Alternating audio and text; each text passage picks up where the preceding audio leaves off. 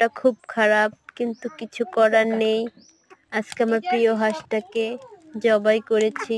অনেকদিন পর্যন্ত হাঁসটাকে জবাই করব কিন্তু করা হয়নি। সো ফাইনালি আজকে সকালে উঠে হাঁসটাকে জবাই করে প্রসেসিং শুরু করে দিলাম। এই ফাঁকে এদিকে আমি কড়াইতে সবকিছু দিয়ে দিচ্ছি, তেল, পেঁয়াজ, রসুন দিয়ে নাড়াচ্ছি। শিং মাছ রান্না করব তাই, আলু দিয়ে শিং মাছ রান্না করব তাই তার কাজ শুরু করে দিয়েছি। পেঁয়াজ বাটা দিয়ে দিলাম, তারপরে দিয়ে দিচ্ছি আদা বাটা। এগুলো দিয়ে একটু নাড়াচাড়া করি।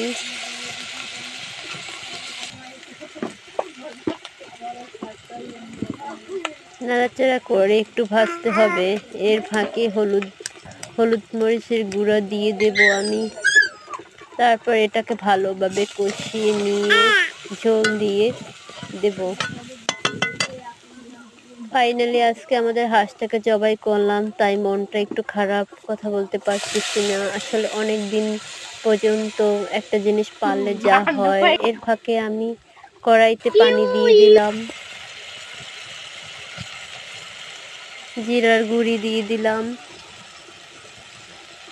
লবণ দিয়ে দিলাম, স্বাদ মতো লবণ দিয়ে এবার নাড়িয়ে তারপর পানি দিয়ে দিলাম।